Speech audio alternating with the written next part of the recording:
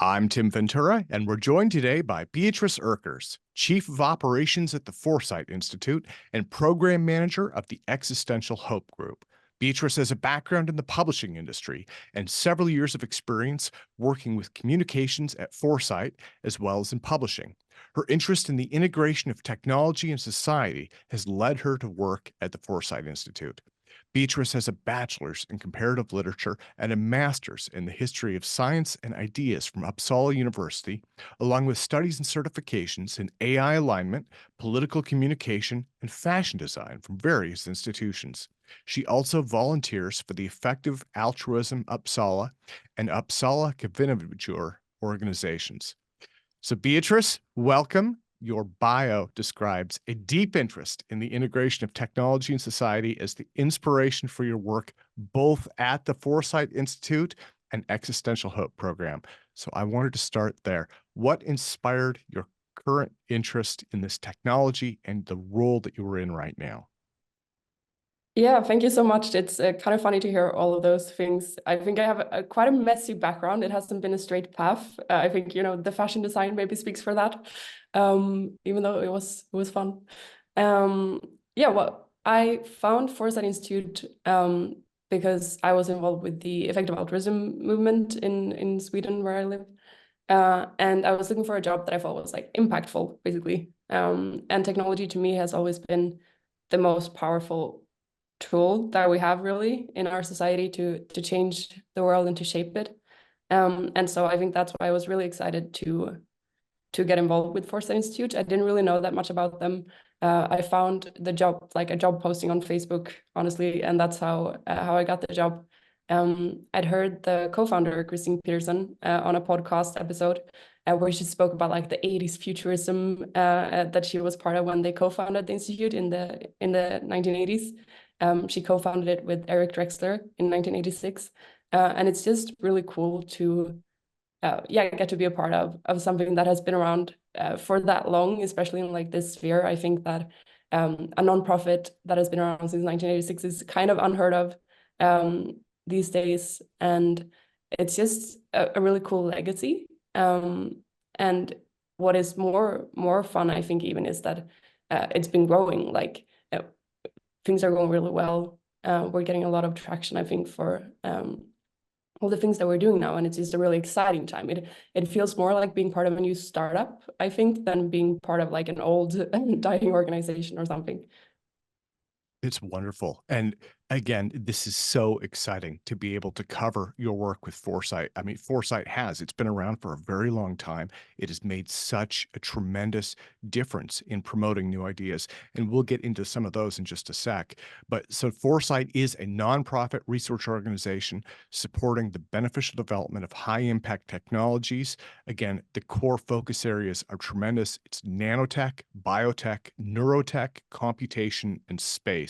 And those are on the main page of the website at foresight.org, I believe.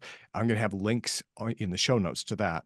So what is Foresight really about in terms of driving these technologies and these ideas forward? And why are these the focus areas for it, do you think? Yeah, I think that originally it was founded very much on the vision of molecular nanotechnology, which was Eric Drexler, one of the co-founder, who he invented that term.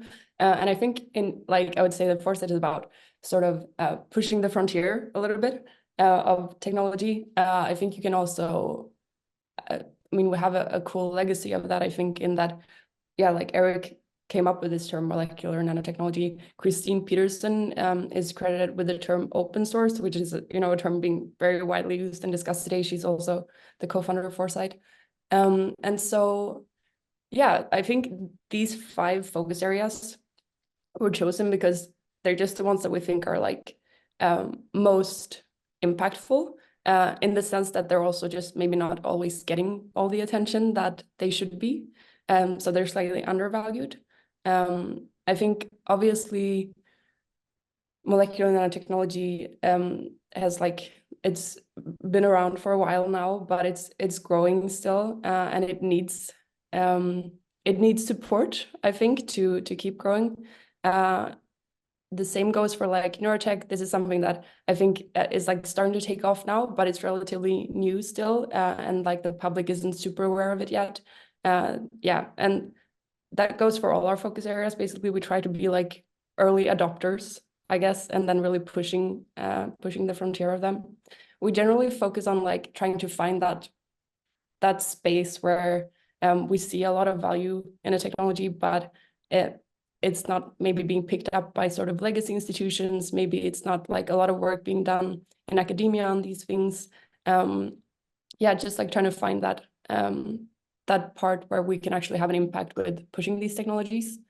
And I think if you look at these technology areas, like if you think a lot about technology, like these are the ones that you're kind of going to land on in terms of like these are super impactful. I think the only one that I would maybe add at some point if we grow even more is like some sort of focus on like energy production in general, or like more of that. But also like green tech and that sort of thing, it gets a lot of traction in the more norm core tech society, I think. So I think that it's good that we focus on these five. Ah, And they all, yeah, have like super exciting applications that I think can be super beneficial for life and humanity. well, there are. And so Foresight sponsors workshops. It has online presentations with keynote speakers that are just, the creme de la creme in terms of these core areas, as well as links to the websites and ideas and papers by those thinkers in different emerging tech areas. So the Existential Hope Project, that is a separate website. Again, I will put links into that. It has a podcast along with links to key topics and key influencers online. So I'm wondering if you could tell me a little bit about Existential Hope and some of the biggest things that I guess differentiate these organizations. What is it that makes Existential Hope unique compared to Foresight? Well, I think that existential hope definitely is a part of Foresight, and that's how it started, because the way that it came about is like we were working on advancing all of these technologies, and then Alison Dittman, who's the CEO of Foresight, she started to collect a lot of resources that was like inspiring in terms of these focus areas that we have. And so we generally think of like the existential hope program as the contextualizer, or like the more philosophical part of our work of like why are we doing all of this work on advancing all of these technologies? What future is it that we're trying to get to? What's the goal? And that's where existential hope comes in, because that's where we actually like think about, well, why do we want to work on advancing neurotechnology? Like, what's the point? It's not about like just advancing for the sake of advancing it. It's about like what positive applications are there.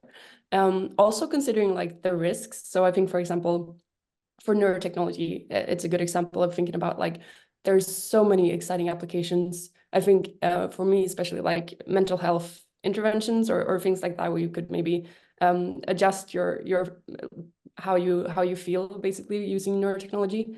And it could help with things like depression and these things. But then there are like risks also with these. I think mainly like integrity risks, or it could be used to manipulate people and these things. So that's where existential hope came in, where we were like the term comes from a paper by philosophers Toby Ord and Owen Cohn-Bardh, where they wrote a paper on like existential risk and existential hope. And to us, because they were arguing that maybe we shouldn't just work on focusing on reducing existential risk, but we should also work on like increasing existential hope. And for us now, the idea is like, well, we have like, we're super excited about technology at Foresight. Like, obviously, we love it.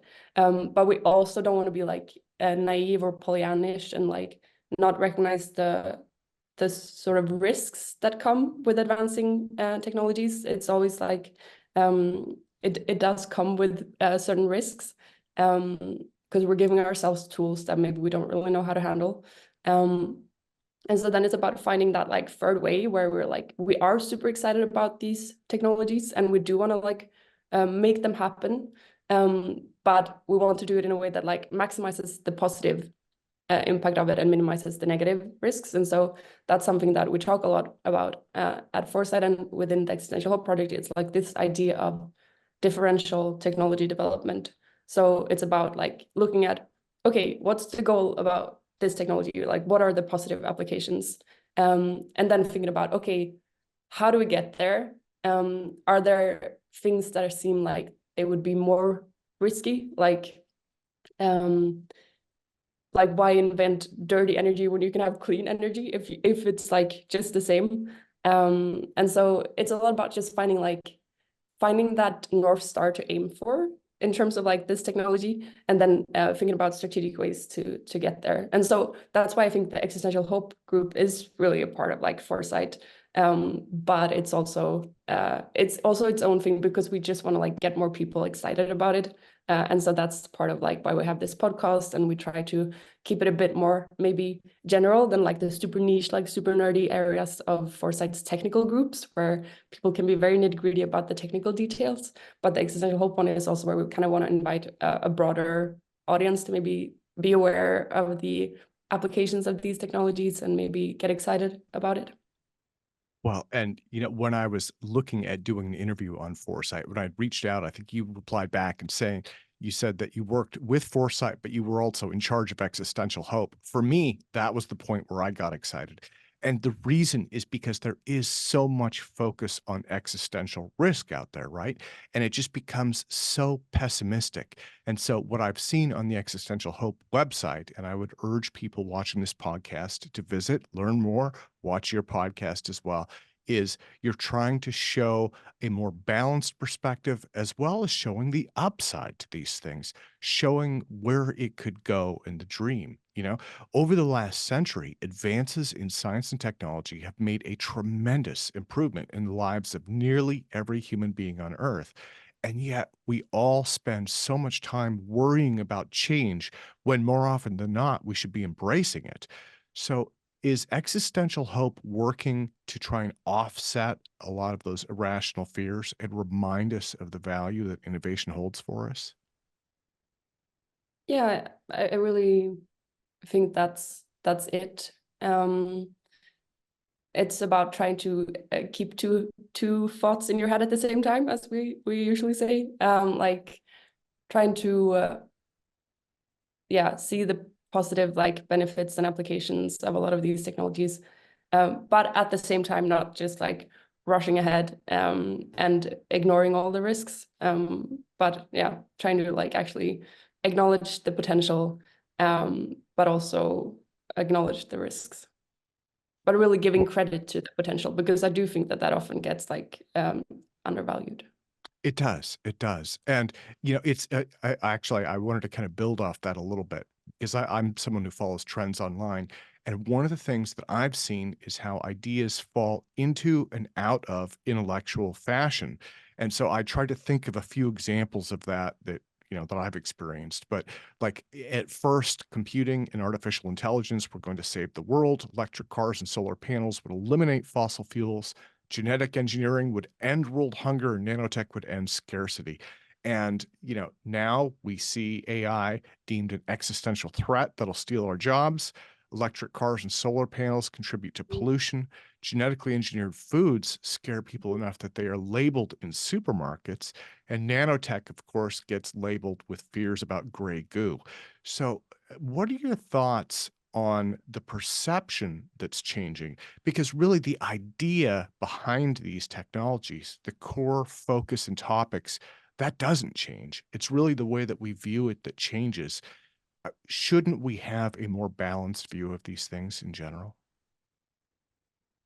Mm, I mean, yeah, I think that is um, part of what we're trying to do. Like I said, is acknowledging the potential along with the risks. I think that, for example, talking from my own experience here, then, for example, with AI risk, because it's the hottest topic right now.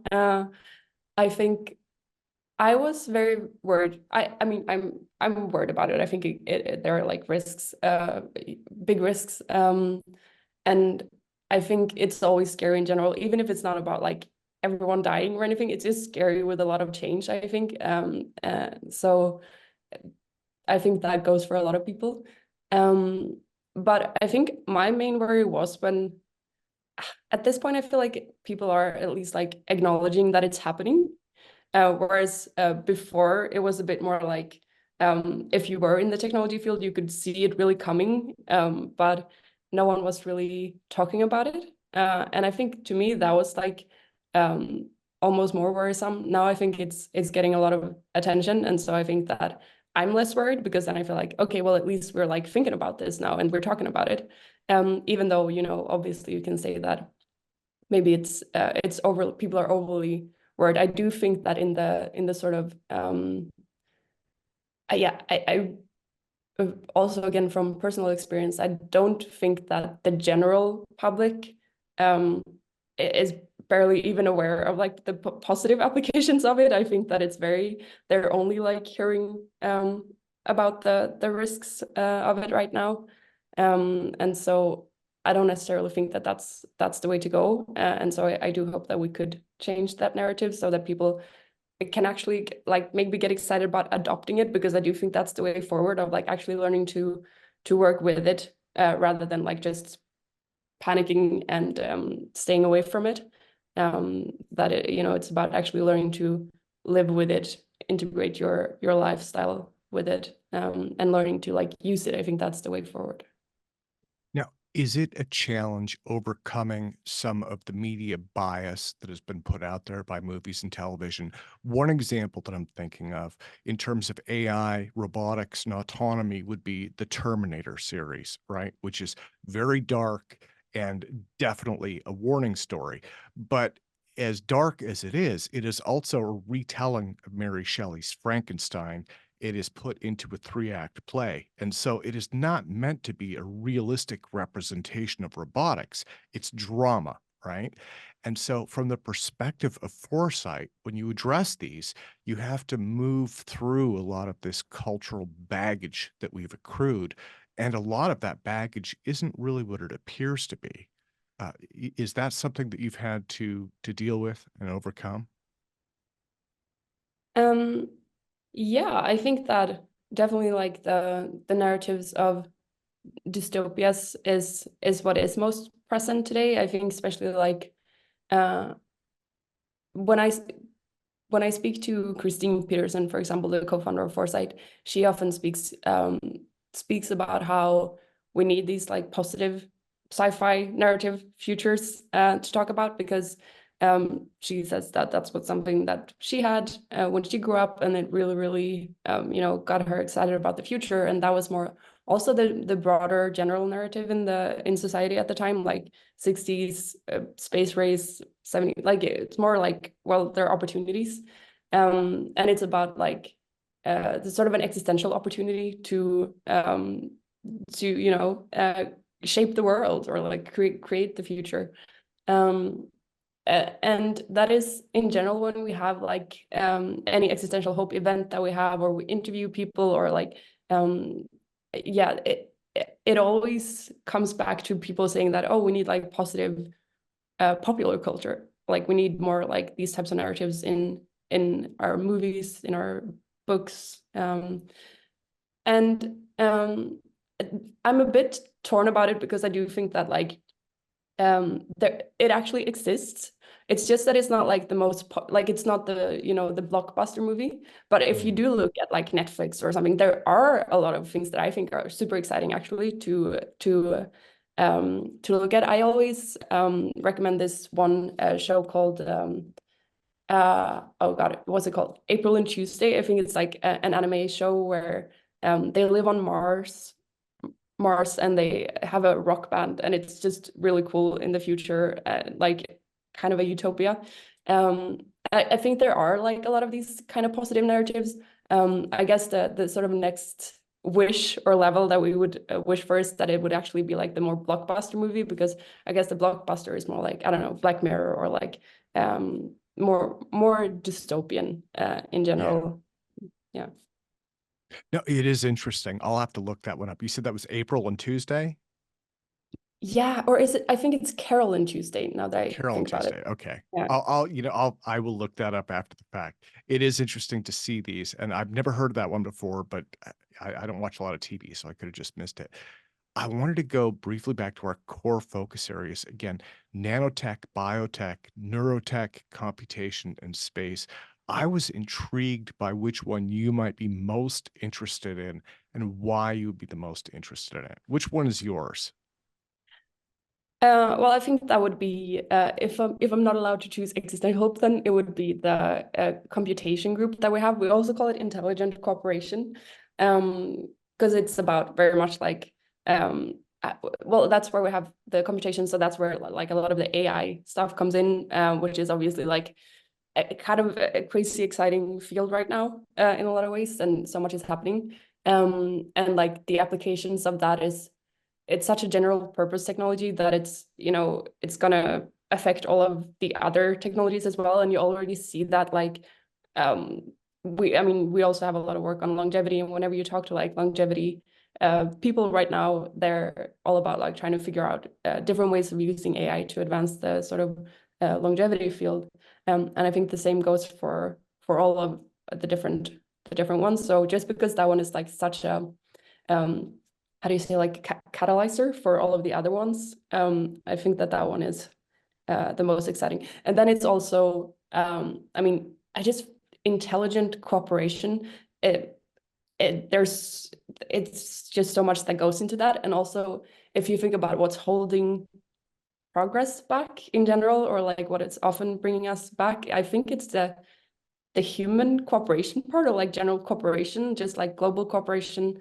Um, if we could be better at that, we would see a lot of ties get unknot, I think. Well, in terms of AI, I'd like to ask what your thoughts are on the singularity, right? And this was Ray Kurzweil's prediction of super intelligent machines. I believe he predicted a date of 2045 about it.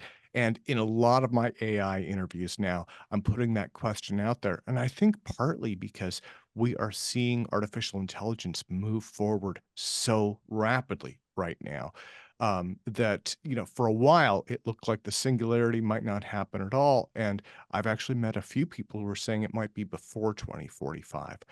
What are your thoughts on that?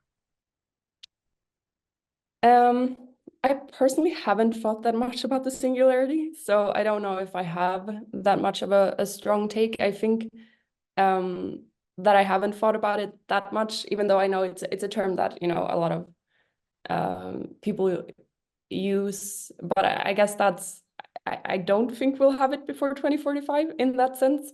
But I also haven't thought deeply about it, so I wouldn't take um, my judgment on that too seriously. Okay, well, it's good to know. Not everyone follows that closely. It is not universal, but it's been something that's being talked about more and more. So, Beatrice, let me thank you so much for your time today. It has been a true pleasure being able to interview you. Again, I am a tremendous fan of the work that you were doing with Foresight, and I'm going to ask people in the audience to follow the links, check out the Foresight Institute, check out Existential Hope, learn more about what you guys do, and get involved because you are really helping push a positive message of the future out there for everyone. Let me close, if it's okay, by asking what is coming up in the first part of the 2024 year for yourself and for Foresight and for Existential Hope? Yeah, I think 2024 is a very exciting year in terms of I think what's coming up for myself is everything that's coming up with like Foresight and Existential Hope. We're really trying to experiment with the Existential Hope program this year. So, for example, we have in like 2 weeks now, early February, we have a hackathon where we're going to try to come up with positive institutions for transformative AI. So basically trying to see what we can do to like if there are institutions that should be created to help us have like reach our transformative AI goals, whatever they are. That's also something that we will also be discussing during the hackathon. We also have another experiment that I would encourage people to maybe apply to is we're doing a world existential hope world building course where we're going to be it's a remote course. So we'll be working together for 8 weeks to build out like advanced worlds that will be 2045. They're set in the future in 2045. They're ideally like, you know, quite positive visions of the future, even though they are realistic, and like it should be that we're trying to like create this positive vision of the future in 2045 and then think about, oh, well, how did we actually like get here? So we can, you know, maybe follow a few of those steps.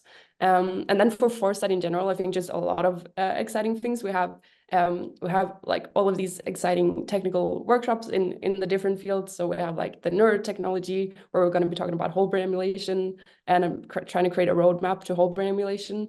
And we have also two larger conferences that we call our Vision Weekends that I would highly recommend. We have one in Europe coming up in July in a castle in Germany, and it's really, really beautiful. And the program is going to be amazing.